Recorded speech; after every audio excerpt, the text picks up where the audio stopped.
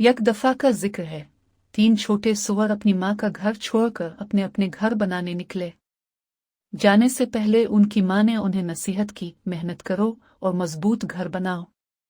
बड़ा बुरा भेड़िया हमेशा छोटे सुअरों को खाने के लिए घूम रहा है। पहला छोटा सुअर बहुत सुस्त था। वो बिल्कुल मेहनत नहीं करना चाहता था। उसने सोचा, जल्दी खत्म करके सारा दिन खेलूंगा, तो उसने फूस का एक कमजोर सा घर बना लिया। उसे सिर्फ चंद घंटे लगे। दूसरा छोटा सुअर थोड़ा समझदार था, लेकिन फिर भी वक्त बचाना चाहता था। उसने कहा, मैं लकड़ी का घर बनाऊंगा। ये फूस से बेहतर है, मगर अब भी आसान है। उसने सिर्फ एक दिन में अपना लकड़ी का घर मुकम्मल कर लिया। तीसरा छोटा सुअर अक्लमंद और मेहनती था। उसने कहा, मैं ईंटों का घर बनाऊंगा। ये ज्यादा वक्त लेगा मगर मजबूत होगा। उसने दिन ब दिन मेहनत की, ईंटें और गारा जोड़ता रहा और हर चीज को मजबूत बनाया। इसके भाई इस पर हंसे।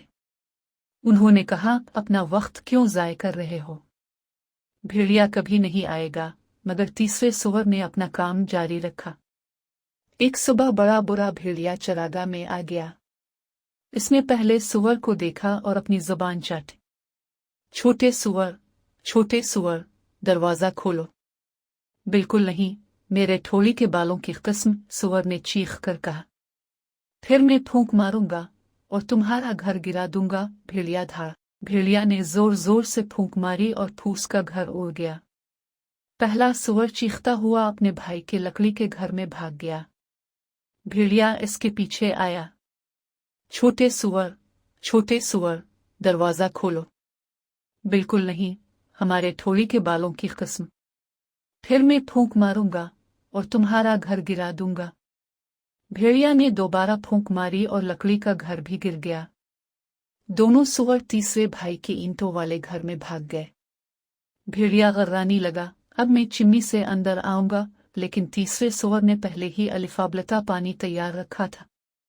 भेड़िया नीचे फिसला और छपाक अलिफाबलती पानी में गिरकर चीखता हुआ भाग गया और कभी वापस नहीं आया। तीनों सुअर खुश होकर एक दूसरे को गिले लगाने लगे। तुम ठीक कहते थे भाई, मेहनत वाकई फायदा देती है। और वो हमेशा खुशी खुशी अपने मजबूत ईंटों वाले घर में रहने लगे। सबक, मेहनत और अक्ल आपको महफूज रखती है।